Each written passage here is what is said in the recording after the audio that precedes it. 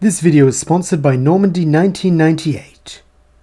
Our story begins in the Going Merry a few days after the Usopp Pirates left Syrup Village. Currently, they are sailing through a field of heavy fog, with Kaya, Usopp and P-Man acting as lookouts, while Tamanegi sits on Ninjin's shoulders so he can steer the ship. For the most part, things have been peaceful, with the closest thing they've had to an encounter being the news crew who delivers Kaya's papers. Though, unfortunately, this is all about to change, when a much larger ship suddenly looms out of the mists. At once, a terrible wailing fills everyone's ears, and seeing the other vessel's tattered white sails, Usopp immediately jumps to the conclusion they're a ghost ship, come to drag them down to Davy Jones's locker. Naturally, this causes the long-nosed captain to panic, with him calling for Tamanegi to get them out of here, though, being more level-headed, Kaya tells Usopp to belay that order, and listen closely, since she's pretty sure those aren't ghostly wails, they're cries for help. Halting his screaming for a moment, Usopp does as he's told, and to his surprise, he finds that they are indeed calls for aid, with the voices claiming they have wounded on board. Due to her dream of being a doctor, Kaya cannot abide the thought of leaving innocent people to suffer, and so declares that she has no choice but to head over to the other ship and help their crew. Though Usopp still finds the prospect terrifying, especially since he has no proof they're not lying just to rob them or sell them into slavery, he feels his courage bolster when Kaya places her hand in his, and so forcing himself to be brave for her sake, vows to accompany her and protect her if need be,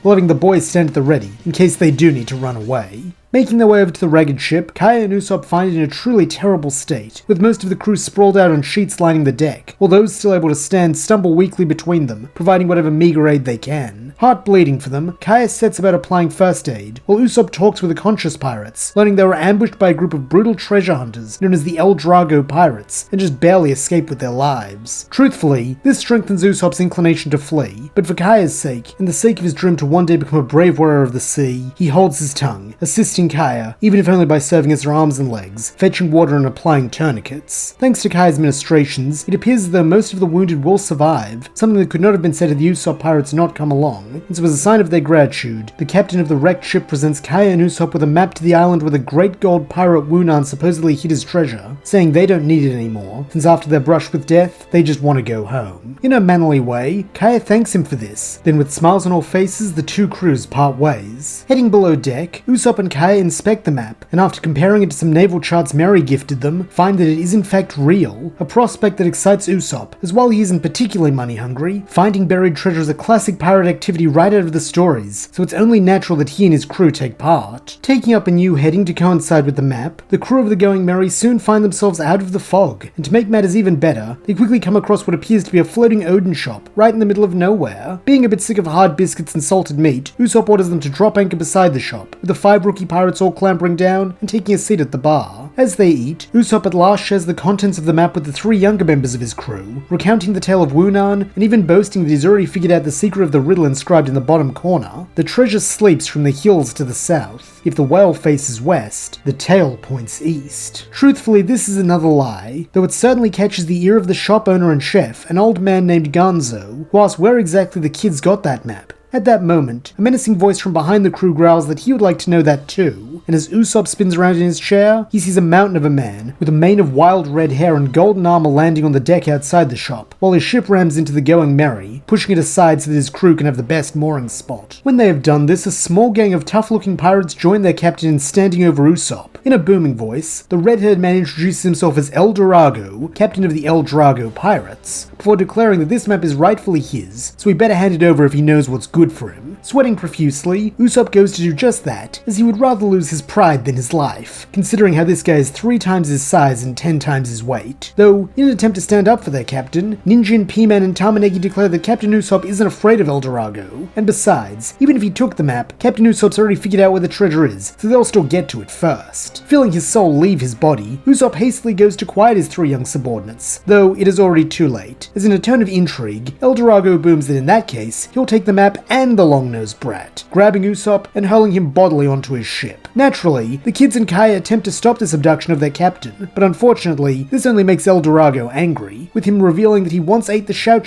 fruit, as he channels a massive golden aura around himself, before unleashing a beam of blue sonic energy from his mouth that punches a hole clean through the deck of the Odin shop. As the Eldurago captain had hoped, this distracts the do-gooders as they change tack to frantically try and patch the hole, though it quickly becomes apparent that this is a pointless exercise. Recognizing this, Gonzo regretfully tells the youngsters to abandon ship, though as he follows them onto the Going Merry, he does not bother to take his cash register, instead simply dishing up one last pot of Odin, which he ties around his head for safekeeping, before joining the Usopp Pirates and giving chase to the Eldurago pirates who have already gotten a significant lead on them. Meanwhile, on Eldurago's ship, Usopp is being held at gunpoint, as the gang of pirates order him to explain what Wunan's riddle means and how to find the treasure. Knowing they'll just kill him if he does, Usopp stalls for time, saying it'll be easier to show them, hoping he can escape along the way. And to his great fortune, Eldurago buys this, showing himself to not exactly be the brightest lion in the pride. A few hours later, the Eldurago pirates and Usopp make landfall, with luck favoring the long-nosed boy once again, as up on a hill in the center of the island, he sees a large whale statue. This makes cooking up his next life far easier, as he tells the gullible group they need to start by hiking up there, since the riddle did mention a whale after all. To Usopp's chagrin, no opportunity for escape presents itself during this march, though when they reach their destination, Usopp simply does what he does best, lies some more and pray like hell he doesn't get caught, stating they need to head east now, since that's where the whale's tail is. Speaking up for the first time, Golas, Eldurago's first mate, comments that he sees a palace to the east, so that must be where Wunan's treasure is, with his captain hastily agreeing, a faint purring sound erupting from his throat as he rubs his hands together greedily. Seeing his window of escape closing rapidly around him, Usopp attempts to slip away while the captain is distracted, though this only earns him a hand around the throat, as the Lion Man asks where his little guide is going. Weakly, Usopp tries to brush off as just trying to find a bathroom, though with a growl, Eldurago states that he'll have to hold it, poking the boy in the back with one of his sharp golden claws and forcing him to lead the way. Heading down into the valley below, Usopp and the Eldurago pirates soon find themselves standing outside what they can safely assume is Wunan's castle, and figuring that Usopp's outlived his usefulness, Eldurago orders his men to kill him while he collects the treasure. Though betting it all on a Hail Mary gambit, Usopp blurts out that the castle is booby-trapped, and that only someone who knows Wunan personally such as himself can get in without being killed. Unfortunately, this is one lie too many, with Eldurago calling his bluff, as he states that Usopp's too young to have ever met Wunan, since that old geezer sailed the seas around the time of the Pirate King. He then begins climbing the stairs towards the castle, though before he can step foot inside, or Usopp can be beheaded by Golas' wicked-looking sword, a series of boulders come rolling down the hill the group just came from, with several of the Eldurago pirates being caught off guard. This is thanks to Kaya, Gonzo, and the Syrup Village trio, as having tailed the bad guys, they were able to lie in wait and prepare this trap, similar to how their captain and the Straw Hats did against Kuro, since they know they don't yet have the strength to take them in a head-on fight. However, Usopp is entirely unaware of this plan, and so taking this for a freak rock slide, goes barreling into the woods with terrified tears in his eyes, while Eldurago uses his devil fruit abilities to ensure that he is the only member of his crew unharmed, blasting any boulders that get near him with his mouth beams. On the upside, this diversion does at least give Usopp enough of a head start to seemingly lose his captors, running until he reaches a clearing deep in the woods that cover most of this island. Thanks to a raised vantage point, Kaya is able to track Usopp without much trouble, and so when the captain finally stops to catch his breath, she, Tamanegi, P-Man, and Ninjin rush down to join him. When he sees his rescuers, Usopp lets out a sigh of relief, though all the same he does not forget his captainly responsibilities, asking if they're all okay. Smiling, Kaya replies they're all fine, saying Mr. Gonzo helped them get here, before looking around and commenting that it seems the old man must have gone off on his own somewhere. Nodding, Usopp replies that he probably went back to the Merry, asking where it is in a tone which makes it very clear that he would like to get off this island as quickly as possible. As one, the other members of the Usopp Pirates all rub the back of their heads, admitting that in the mad dash to catch up with him before Eldurago, they kinda lost track of where they are, and how to get back to the ship.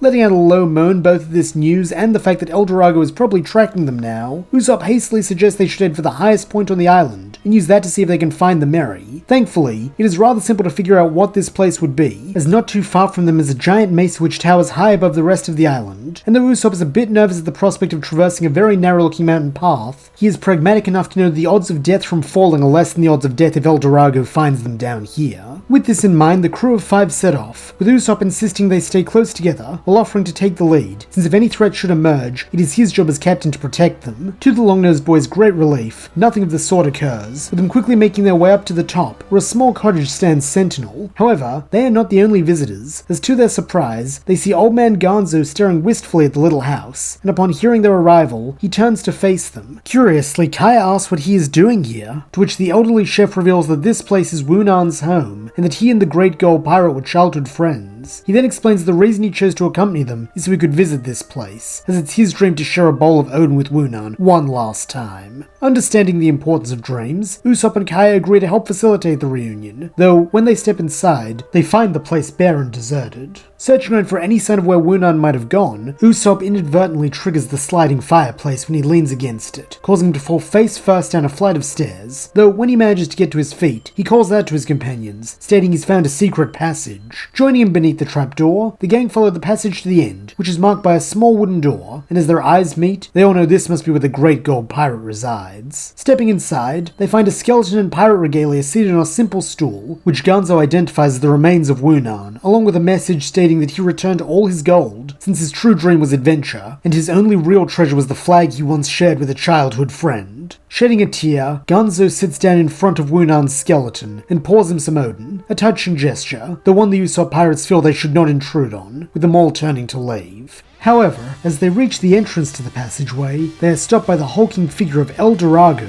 who stares down at them with something inscrutable in his eyes. Urgently, Usopp tells Kaya and the kids to get behind him, while drawing his slingshot, though before he can launch his first star, he is shocked when the big man drops to his knees and begs him not to hurt him. He then expresses admiration for Captain Usopp, calling it masterful how he pretended to be a sniveling coward to make him lower his guard, so he could have his crew ambush him and his men, before heading to the real resting place of Wunan's treasure once the competition had been taken care of. Lying through his teeth, Usopp nods that was more or less his plan, and that he hopes there's no hard feelings. Though still gushing, Eldurago replies that on the contrary he is in awe, because only an incredibly powerful and intelligent captain could pull that off, so he's come here to ask a favor. He wants to join Captain Usopp's crew, and become his disciple, since he knows that under such a man as him, he will be able to achieve prestige and riches beyond his wildest dreams. Still being rather scared of Eldurago and what he'll do to him if he says no, Usopp agrees to let the Lion Man join, much to his delight, as he begins vigorously shaking his new captain's hand, while making that purring sound again, and declaring he'll prove to Captain Usopp that he's worth his weight in gold, which is quite a promise considering the sheer size and girth of the man. Eager to make good on this, Eldurago joins his new crew as they return to the Going Merry a little while later, having bid goodbye to Gonzo, who had decided to stay here and set up a new Odin shop in Wunan's honor. Together with the others, Eldurago helps unfurl the sail and hoist the anchor, though it is only when they have started moving that he demonstrates something only he can do, standing at the stern of the ship and using his devil fruit ability to fire a concentrated burst of sound behind them, which sends the Going Merry rocketing forward. Thanks to the force of this blast, they even pick up enough speed to briefly leave the water, and as they take to the air, the now 6 members of the Usopp Pirates look skyward, their eyes fixed on the adventures that await them in the future.